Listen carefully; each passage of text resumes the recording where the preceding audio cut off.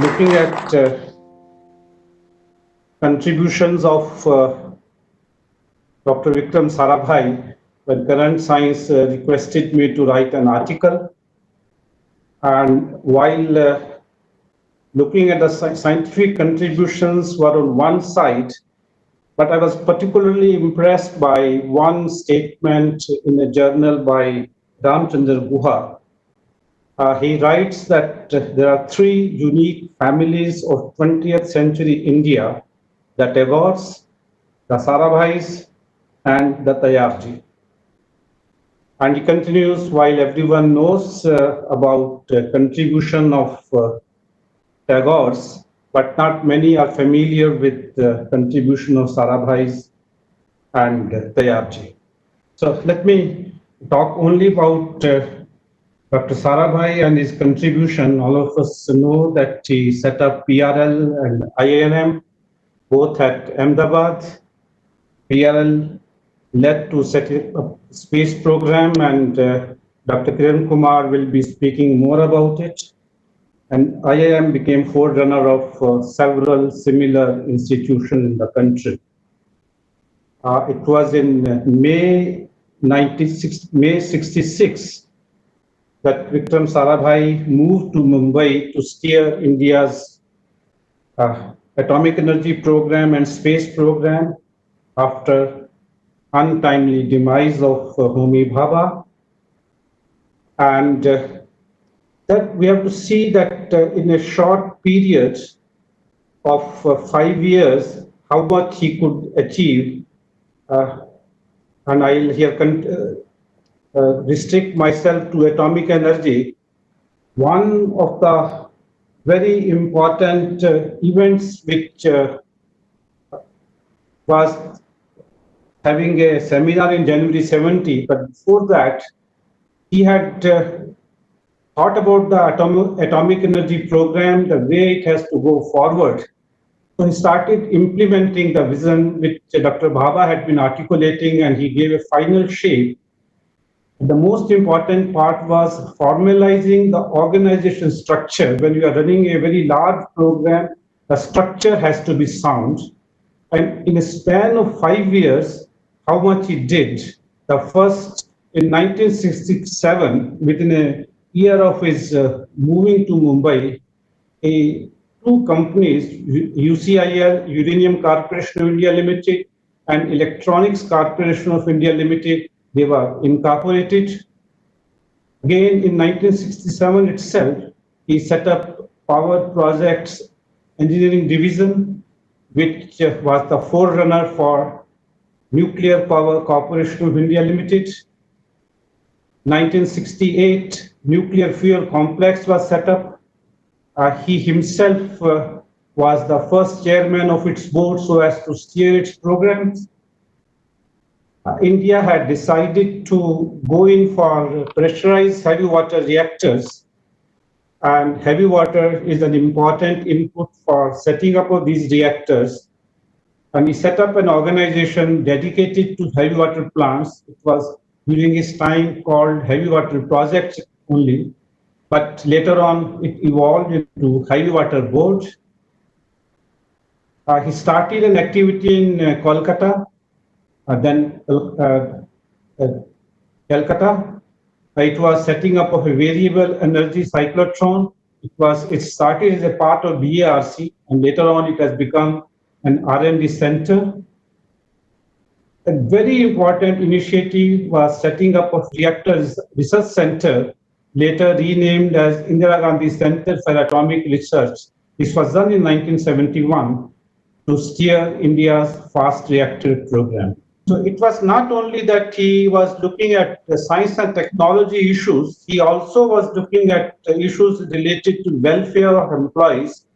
The first school run by Atomic Energy Education Society, it started functioning in Anushakti Nagar, Mumbai in 1969. So this is the range of activity done in a span of just 5 years. This is how the organization structure of the Department of Atomic Energies. So one can see we have R&D organizations, 5 of them now, 2 were set up what FATU responsibility was with Vikram Sarabhai.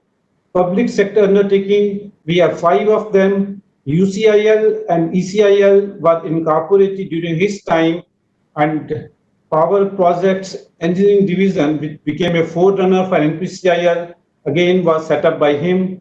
Then Heavy Water Board and Nuclear Fuel Complex, all this activity, which is a very significant part of the total setup of atomic energy today, was by Vikram Sarabhai. He was conscious that as activities of the department expand, there will be several management issues which have to be taken care of, because it was a very diverse organization. I have spoken to many senior persons, and they tell me about his decision-making skills as mature and practical, as to how one particular example which I can give is that every component and equipment which has to go into making of a nuclear reactor has to be tested outside first. The project for setting up of hall number 7, as we call in BARC, was approved by him overnight. That was the kind of speed with which he worked. So to take care of the management aspect, he set up a program analysis group in DAE Secretariat, and this was really helpful in policy formulation during that period. And this group over the years has evolved, and at present there is a nuclear control and planning wing in the DAE, which is a kind of evolution of the same group. So one important initiative by him was the organization of a conference in January 1970, and around 800 participants were there in this conference from India as well as abroad. At the end of this particular conference, the DAE released a profile for the decade 1970 to 1980, both for atomic energy and space research. And also there was a press release on 25th May 1970, which was signed by Dr. Sarabhai. This press release, as well as the profile, they list the programs, and both the programs in the profile and the press release are more or less same. So what I'm going to do, taking the contours of the program which are listed in the profile and the press release as the starting point, I will go now as to how far India has been successful in achieving the vision which was outlined by Vikram Sarabhai in the area of atomic energy. It's amazing to see as to right in the beginning of the program, how much he imagined and he could list in this particular document. This list includes expanding nuclear installed capacity based on thermal reactors, designing and constructing 500 megawatt PSWRs, and this is remarkable. At that time, we were thinking of 220 megawatt reactors. Coal-fired thermal plant only had a capacity of about 200 megawatt, and here was Vikram Sarabhai who thought of 500 megawatt PSWRs, completing construction of a fast breeder test reactor, designing and constructing 500 megawatt fast breeder reactor, again moving on now on to thermal reactors to fast reactors, augmenting heavy water production capacity, augmenting uranium mining capacity, developing uranium enrichment capacity. Again, a very important visionary aspect included there, that India has to have its own enrichment capability, and of course, promoting application of radioisotopes. Now, let me first go through assessment with regard to development of technologies, and then I'll come to implementation. With regard to thermal reactors, currently pressurized heavy water reactors are operating at Rawatbhata in Rajasthan, Kalpakkam in Tamil Nadu, Narora in UP, Kaiga in Karnataka, Kakrapar in Gujarat, and Tarapur in Maharashtra. After setting up TAPS 3 and 4, which are 500 megawatt PSWRs set up in Tarapur, there was a slowdown in building further pressurized heavy water reactors as there was a mismatch in demand and domestic supply of uranium. We didn't have uranium to fuel the reactors. It was such that capacity factors of power plants were coming down, and at some one stage, I'll come to that detail later, capacity factors came as low as 50%. So at that time, a two-pronged approach was launched. One was a diplomatic initiative to have access to uranium from other countries. Second was to increase domestic efforts in terms of more exploration so that more uranium can be produced in the country, and I'll come to that later. So this, of course, then changed eventually when NSG Nuclear Supplier Group adjusted its guidelines to resume international nuclear trade with India. Construction of more reactors now has been announced, and that is going on. And light water reactors are also being set up in addition to PSWRs to rapidly augment nuclear installed capacity. Here are the data on capacity factors. In 2008-9, capacity factor of operating power plant were as low as 50% since uranium was not available to fuel them, and total generation was only 15,000 kilowatt hours. And now in 1920, the fiscal year which ended on 31st March, capacity factors have gone to 82%, essentially because uranium is available to us and total generation has been more than 46,000 million kilowatt hours.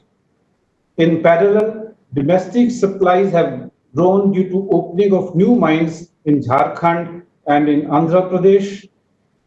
Additional projects could be approved by the government. As you know that the present government has approved construction of 10 pressurized heavy water reactors in a fleet mode. This could be done only because of availability of uranium to fuel the reactor. The current scenario is that we have an operating capacity of 6,700 megawatts, and PSWRs under construction and approved for construction are as follows: 2 units in Rajasthan, they are under construction. 2 units in Gujarat, again under construction, and very soon, first one of them will become critical. 4 units will come up in Gorakhpur, they have been approved. Another 4 units at a greenfield site in Mahibaswara in Rajasthan. 2 additional units in Kaiga, and 2 units at a greenfield site, Chutka, in Madhya Pradesh. We are having 2 reactors of 1,000 megawatt at Kudankulam, which are already operating. They were set up in technical collaboration with the Russian Federation. After NSG waiving its, formalizing, changing its guidelines to facilitate trade with India, we have signed agreements with Russia to have total of 6 reactors at Kudankulam, 2 already operating. Unit 3 and Unit 4 are under construction, and Unit 5 and Unit 6 have been approved for construction. So as a result of changes in NSG guidelines, we are getting uranium, and we also have started construction of additional light water reactors. So this is a scenario at the moment. We started here in Kota, Rajasthan, and then moved to several sites here: Kakrapar, Gujarat, Tarapur, Maharashtra. Here it is Jaitapur, where a new reactor will come up, Kaiga in Karnataka, Kalpakan, Tamil Nadu, Kudankulam in the south, again in Tamil Nadu. And these are the other approved sites, and at Narora, reactors are operating, and Haryana is the root site here. So these are the various sites for nuclear reactors. And one point to be noticed here that earlier we were trying to set up reactor which are at a location which are away from the coal field mines in the area of Jharkhand and adjoining areas. And away means because the coal need to be transported to these locations. If you have to set up a coal-fired plant, that adds to the cost. But now, looking at the competitiveness of PSWRs, we are moving closer to the mine sites, such that here we'll have reactors very close to the mine site, and we expect them to be competitive with coal-fired plants. Now I'll move to fast reactors, but one main input for fast reactor is plutonium. And the profile prepared during Sarabhai's time, it does acknowledge production of plutonium for use in fast reactors is one of the considerations for launching PSWR's program. And India has made a good progress in developing and deploying reprocessing technologies. We have various facilities. There's a facility in Chombe, which is the oldest.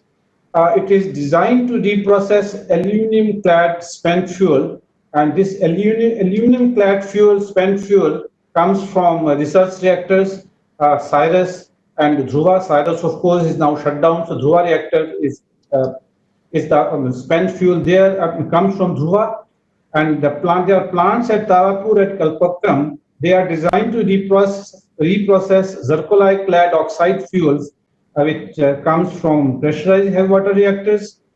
And to further augment reprocessing capacity, an integrated nuclear recycle plant is being set up at Tarapur.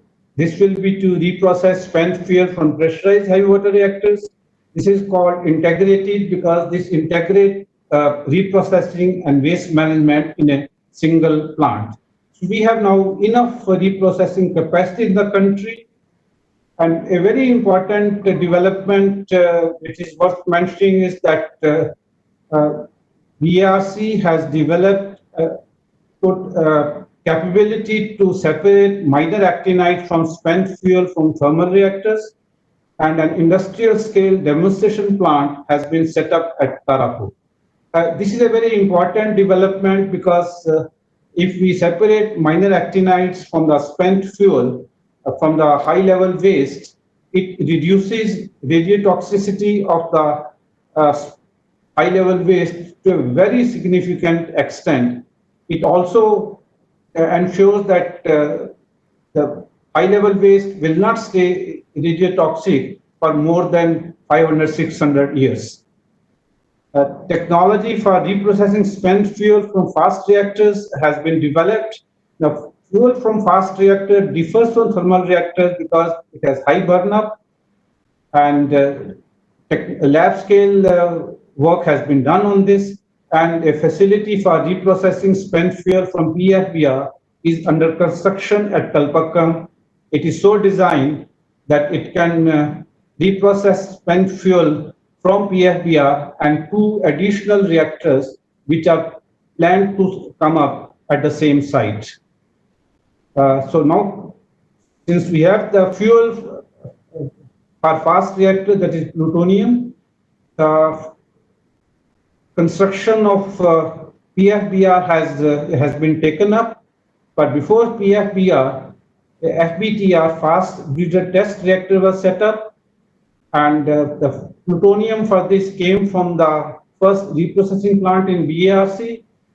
Construction of FBTR, fast breeder test reactor, started in collaboration with France, but India had to go alone after India conducted a peaceful nuclear explosion in 1974. Fuel was changed from MOX to carbide fuel.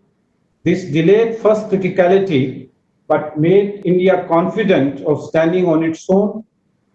The profile announced by Sarabhai included 500 megawatt PFBR, and this involved challenges, which of course have now been overcome after detailed design done by IGCAR. Construction is being done by Bhavani with the full technical collaboration coming from IGCAR.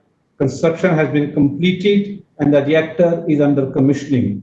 Commissioning is taking a little longer than what was originally envisaged because this is a first of a kind high-tech project, but I'm sure very soon we'll be there when reactor will be commissioned and it will start generating electricity.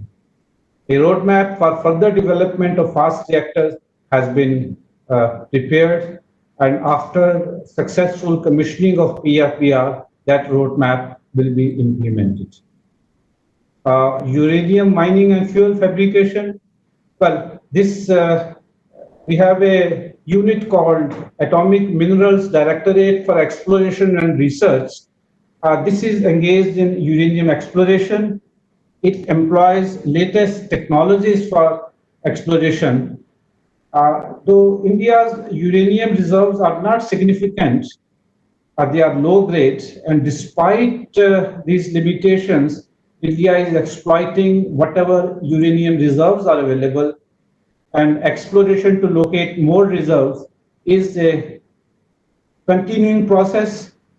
During the last 2 decades, around 2 lakh tons have been located, and total reserves now stand at about 3 lakh tons of uranium oxide, U3O8. As I said, two-pronged approach was launched in the beginning of this century.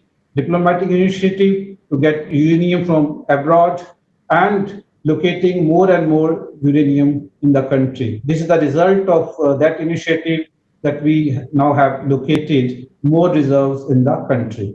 Earlier, mines were working only one mine was working in Jajugoda. Now we have more than one mine in the region around Jajugoda in Jharkhand, and one more mine has been opened at a place called Tumlapalli in Andhra Pradesh, and still more mines are planned.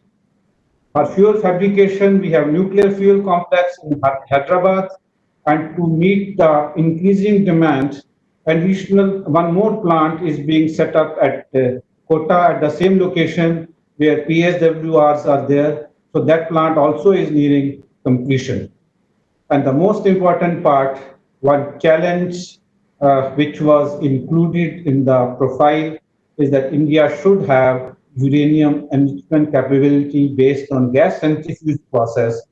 The work on this was started in, I think, 68, 69 during that period. That is something which we have achieved based on in-house R&D, and the plant is already working to enrich uranium based on gas centrifuge process. Moving on, heavy water is another important input for PSWRs, and research for developing heavy water production technologies. This was started right at the inception of atomic energy program in 1960s. The first plant using electrolysis of water and liquid hydrogen distillation was set up in Nangal, and it was working till a few years back. But now we have bigger plant. We have 6 heavy water production plants which are operating. 2 are based on H2S, H2O exchange process, and the remaining use ammonia hydrogen exchange process. And heavy water production is a very, very energy intensive technology. So current focus of research is to reduce specific energy consumption, and there has been a significant achievement over the last few years in this area as well.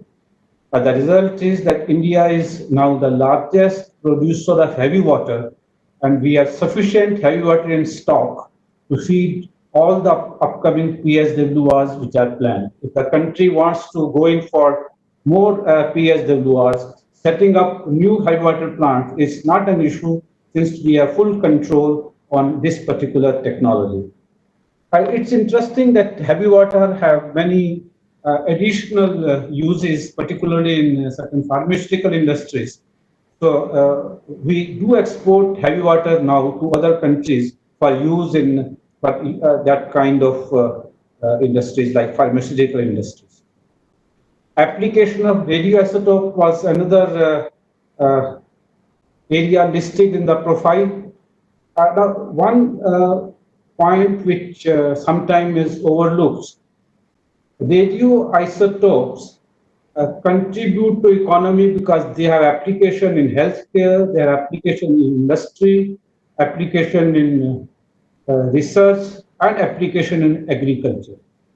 So surveys which have been done by some other countries, particularly USA and South Korea, they are trying to quantify contribution to GDP of those countries from radioisotopes. And the conclusions are that contribution of radioisotopes to economy is almost of the same order as contribution of nuclear power to economy. What point I'm trying to make is contribution of radioisotopes to economy is very significant. And the profile prepared by Sarabhai calls for developing a plan for such applications. This has been done over the years.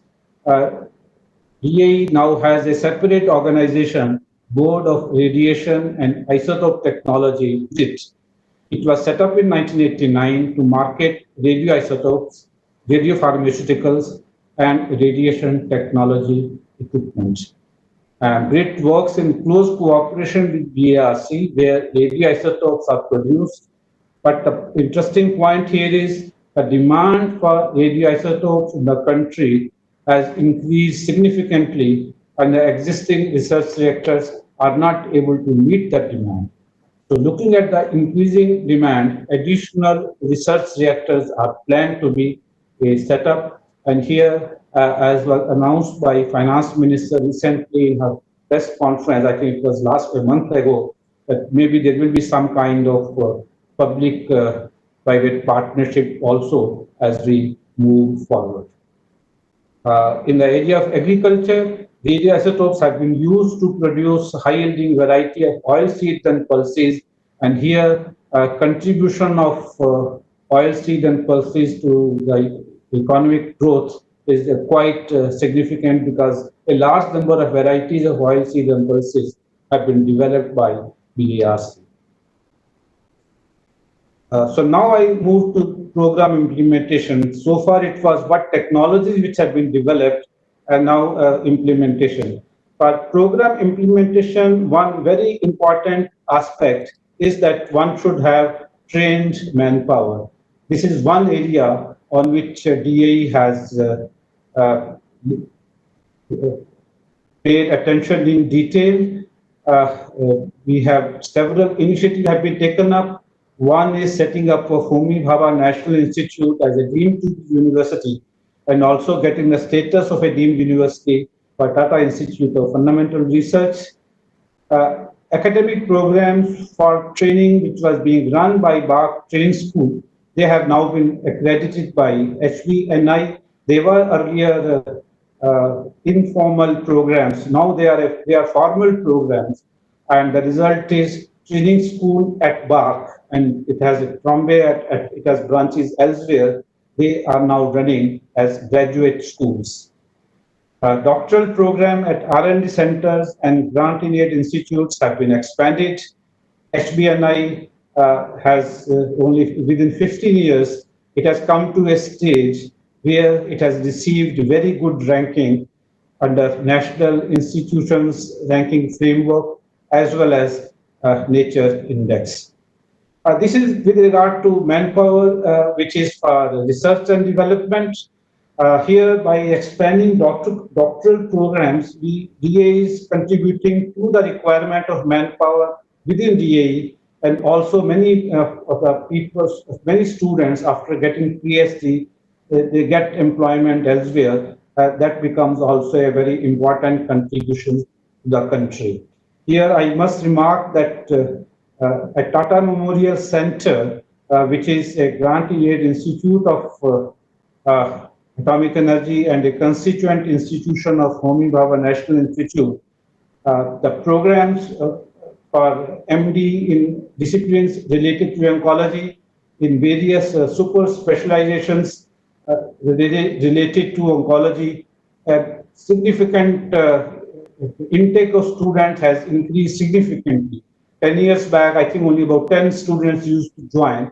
Now number is close to 130, 135 that range. And EMC is significantly contributing to train manpower to run various cancer hospitals in the country. Besides this training, a Nuclear Power Corporation of India Limited has set up training center at all its sites, and these are called nuclear training centers or NTCs. They are equipped with the full scope replica simulators for training control personnel. And I must here say that these simulators for pressurized heavy water reactors have been designed and developed by NPCIL itself by its own efforts. Engineers, supervisors, plant operators, and maintenance technicians are trained at NTCs. So we have manpower, we have technologies. Now where we are with regard to program implementation. Now here we have to now compare the scenario which was prevailing when Vikram Sarabhai formulated the profile and where we are now. At that time in 1970, India was benefiting from international cooperation and technology control regime for nuclear arena had not yet evolved. This started changing with the Treaty on the Non-Proliferation of Nuclear Weapons, that is NPT, which came into force in March 1970. To implement export controls, as envisages in Article 3 of NPT, a committee was set up under the chairmanship of Professor Claude Jenger. This committee worked during 1971 to 74, and that is when export controls came into being. After that, India went in for a peaceful nuclear explosion in 1974, and immediately after 1974, a nuclear supply group, which was first known as London Club, which is an informal group of supplier countries that was set up, and international cooperation came to a complete halt. NSC, though it was set up after 1974, it became very active after 1992 when it included dual-use items under its guidelines. So while implementing programs under the profile, this new reality had to be factored in, and DAE now had to follow an erratic path. We have been going along right from 1974 onwards. Despite all this, India has developed technologies for building PSWRs, heavy water production, fuel fabrication, spent fuel reprocessing, both for thermal and fast reactors, waste management, actinide partitioning, where India is almost the lead country in the world, and other technologies on a very broad front. So design, development, and construction of nuclear power plants, reprocessing plants, nuclear fuel fabrication plant, everything was a challenge. This has now been overcome by working in close cooperation with industry. And this has raised the level of industry and given confidence to DAE and NPCIL to launch a large construction program. As I said earlier, 10 reactors in fleet mode have been sanctioned at one go. With regard to uranium, a two-pronged approach was followed. In 1998, intensified uranium exploration in the country and launched a diplomatic effort to get access to international supplies. We have achieved success on both the fronts. More mines have been opened. Uranium is also being imported, resulting in high capacity factors of operating power plants, data we have already seen, and launch construction of more power plants. Construction of 4 more reactors at Kudankulam have been launched after NSC modified its guidelines to facilitate civil nuclear trade with India. And this modification was on 6 September 2008. And subsequently, while negotiations are going on with various other countries, also particularly France and USA, with Russia in particular, we have signed a roadmap which envisages construction of 1,200 megawatt reactors at a new site which is yet to be identified. In short, we have technologies, we have manpower, now we have access to more uranium. So DAE has to expedite construction of nuclear reactors. Thank you.